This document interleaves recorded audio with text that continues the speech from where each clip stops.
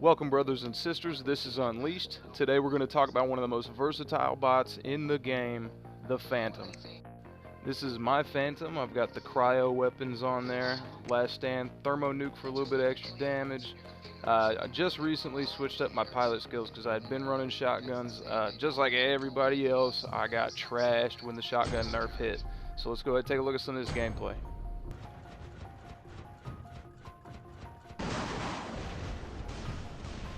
This is a little bit of gameplay from before the shotgun nerf. The playstyle is a little bit different now that I have the cryos. Same with every other bot that ran shotguns. You really got to play more conservative. You got to set your beacon, pick your attack runs, warp back into cover and reload. Apologize for my voice. I'm pretty sick. No, I do not have the coronavirus before everybody asks. Just a little bit of a cold.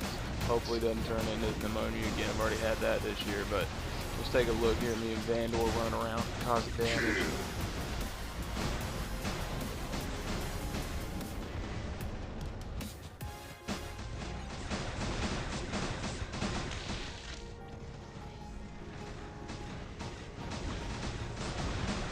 Something great about the Phantom is that you can attack all over the field. You can support all over the field. You got plenty of speed. It does do a decent amount of damage, although I do suggest throwing a thermo nuke on there like I did, because it does give you that little bit extra oomph, especially now without the shotguns being on there. I'm sorry, Mr. Leo. Double kill.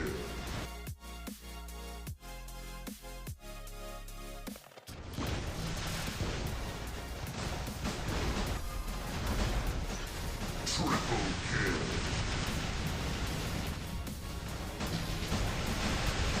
Godlike.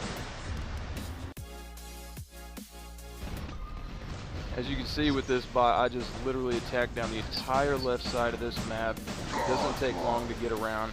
You can go from one end of them. This is a pretty big map. Go from one end to the other, attacking everywhere. It really gets under the skin of your opponents.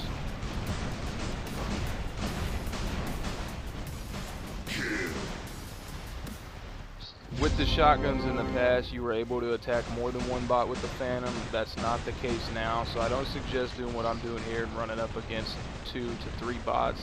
If you're still running the shotguns, pick one bot to go after, set your beacon, attack, and then fall back to reload. I've noticed that with the lockdown shotguns, the Halos, and the Coronas, sometimes it's going to take you more than one attack run to take down bots. So I actually suggest running the Gus and Storm setup. It seems to be a lot better than the Halo and Corona right now. So that may still be a viable build, but I just haven't tried it very much. I prefer the cryos right now.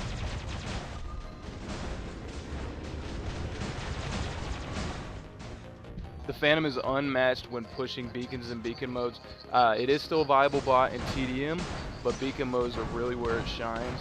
This dude thought his stealth was going to stop me. The Phantom is short enough where you can hit Pursuers in stealth, Inquisitors, Spectres, Lokis. It's great for taking out all of those bots when they're in stealth. It's really, really fun. When I first put my Phantom in, I did it because the Ares was the dominant bot in the meta, and it was so easy to get into their shield and break up the purple circles that people used to run. It is still good at that, and I've noticed since the server merged, there are a lot more Ares than I'm used to seeing, so that's definitely a good reason to have one in your hangar.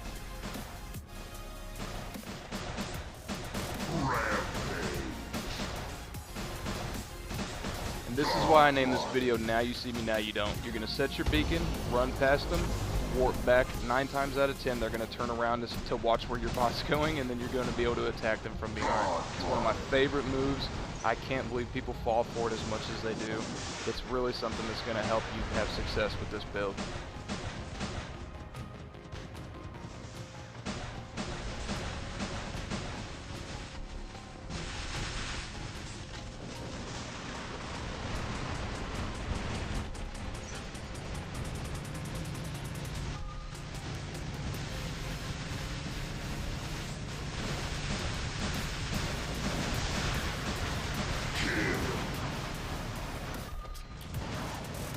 While we're watching a little bit of this gameplay, I wanted to say something to all my brothers and sisters on the Amazon server. I know some of you have been pretty discouraged with Android and iOS coming in. thinking that we're not going to be able to compete, but I assure you, most of us have had no problems. Yes, the games are much more competitive. Yes, they do have huge clans. Yes, there are a lot more players, but it is still the same game that we've been playing at a high level for years, and you will be able to compete. Just make sure you're playing smart and you're getting your upgrades done. Triple kill. Guys on Android, guys on iOS, I want to give a shout out to you guys as well. My clan, the Resistance, has had some spectacular top shelf battles already since the merger hit. I really appreciate that. Everybody's been very classy. They've been very welcoming. Well, not everybody, but for the most part, we've had some welcoming people, you know, a lot of GGs, so we appreciate that. So the Resistance is really ready for a lot more great battles with you guys from Android and iOS, and I think the same goes for the other top 2 clans on Amazon, Iron and Money for Me. Shout out to you guys for all the great battles we've had over the years. I know we've had our competitiveness, our rivalries, but that's over with. We got some new fish to fry, so let's get it. Anytime you make an attack run, remember where you set your beacon. As you see, I went on an attack run, took down that Al June. I knew that that GI pattern was pretty slow, and he probably would have just been making it to where my beacon was. So I warped back, and there he is right in front of me. I'm able to take him down as well and protect that beacon.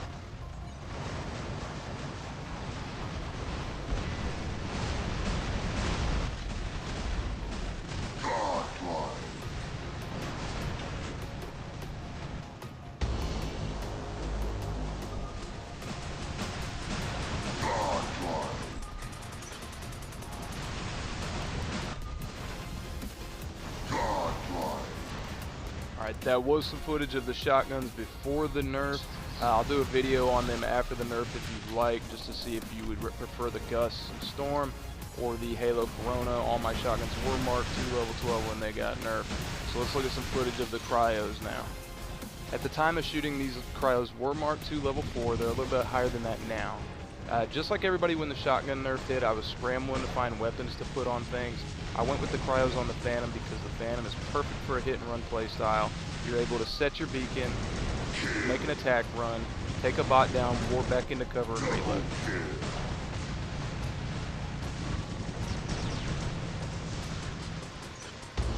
This kid drops in on me on Beacon Rush. I'm going to set my beacon, I'm going to run to cover. Now, always remember where you set your beacon. This Al June's going to land, and he gets a pretty good beat on me with these Avengers. But I know where my beacon is, I'm going to warp behind him, and I'm ready to hit him as soon as I get there. That was a pretty sick move, if I do say so myself. The problem with the Cryos, you're definitely not going to take down very many Titans with it, so just make sure that you're picking and choosing your targets. I am running the advanced healing module on my Phantom. I tried the phase shift, I was not a big fan of it. I just think that the advanced healing is a lot more useful on the Phantom with that 30% resistance, and I'm able to last most of the match if I'm careful in it.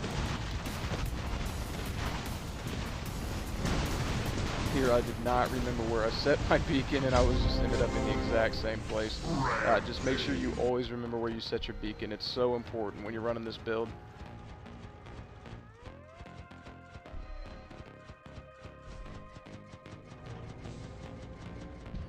Never attack center unless you set your beacon somewhere in cover, because you're going to draw the fire of the entire enemy team. So once you get that beacon secure, make sure you're warping back into cover where you can sit and reload.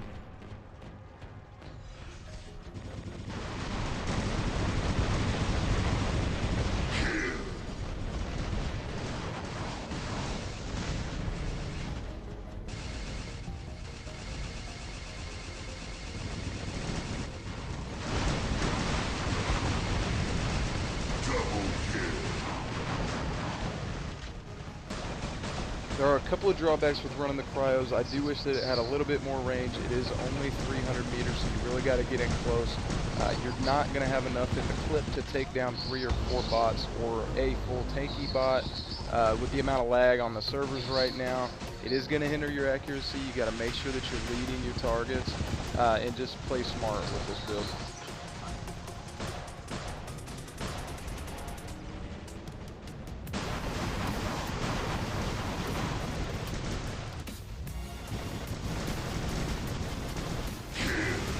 With the Cryo Phantom, you're going to have enough power to take down most bots one-on-one. But just remember that the pace of the game has slowed down with the shotgun nerf. You're going to have to set your beacons, make an attack run, and then get into cover so you can reload.